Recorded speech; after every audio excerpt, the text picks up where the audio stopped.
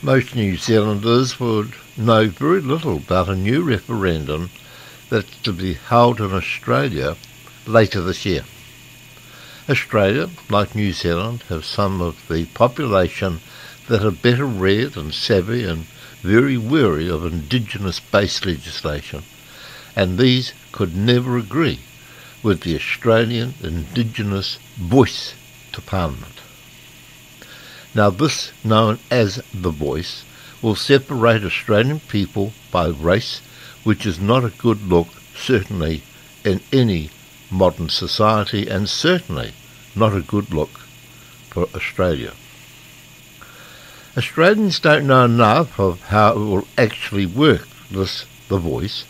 Australians don't understand how divisive, how racist the voice truly is, but are being asked to change the Australian Constitution to something that will immediately change the Australian nationhood status to that of a second-class citizen. Support for the Indigenous voice to Parliament is slipping, certainly in regional and rural Australia, ahead of the referendum later this year. Queensland, Western Australia, South Australia and Tasmania would reject the voice out of hand if a referendum was held this weekend, according to the latest polls. Now those 4 states are well peppered with Kiwis who now make Australia their home. Many of these, under the new Australian immigration laws, will soon be citizens of Australia, including Maori and Pacifica, who are quite vocal and disagree with what is happening back here in New Zealand in the name of the lies now being promoted to rearrange the true and original meaning of the Treaty of Waitangi. My sister, for example, who has lived in Australia for 50 years, has many friends who are ex-Kiwi, are most concerned to what is happening to New Zealand with the racist and separatist policies that are being promoted for New Zealand by the New Zealand government, this dreadful Labour New Zealand government, and a minority of the population being led by the Maori aristocracy to better the wealth of the Maori Mafia membership. Something that Australia is now being set up for by the Aboriginal elite. Our kids have lived in Brisbane for the past 16 years and have no desire to return to New Zealand. Many reasons, but Australia ticks most of the good boxes, making it a great place to work and live. Our granddaughter goes to a private Christian college where she is protected from the crap and the irresponsible and damaging views and information taught by the mainstream thingy, wokey, lefty brainwashed thingy brigade that one finds these days standing in front of the classroom, who have the audacity to call themselves teachers.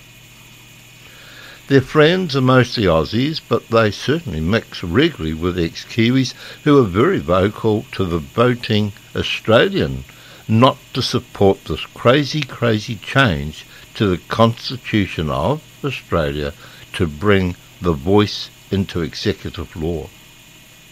Listen to the supporters of the voice, such people as the Australian Prime Minister Albanese, another brainwashed nincompoop and dangerous, just as Jacinda Ardern, the Governor of Victoria, who is constantly proving his consolidated position of not only an absolute lefty woke fool, but is widely known now as Mad Dan. The lefty woke Labour members support their leaders and the campaign to give Australia a change to their constitution by introducing a Treaty of Waitangi-style law with so many fishhooks into the Australian constitutional law. Listen to the Aborigines, who are the incarnate of the Maori Party, even down to a lookalike Packard but without the face tattoo, and an Aborigine con artist who wears into their parliament, an oversized Aussie bushman's hat without the corks, but a yellow and red and black hatband. Listen to the Aborigine aristocracy, speak in favour of the voice, they're using the same awful, misleading, misguided lies that we've had to put up with from the Maori Mafia for decades, in conjunction with the never-ending rewriting of the treaty and what it actually refers. These Aborigines are setting up a never-ending row of troughs so they can guarantee a handsome and personal flow of cash into their own back pockets for eternity. To hell with the rank and file Aborigine. This thing called the voice is an absolute guarantee of continued and growing personal wealth of the elite Aborigine, and certainly not for the rank and file. It is very important for Australians, before they vote in this referendum, to understand that the Australian Constitution has all the steps available for welfare of the Aboriginal and Torres Strait Islanders. Using these laws and the legislation, Aborigine now own and control just under 50% of Australian landmass, and 1/3 of that landmass of Australia can only be visited now by non-Aboriginal person with a visitor's permit. For any other Australian to visit these areas without a special visitor's permit is trespassing, and it is breaking the law by being on these huge tracts of land.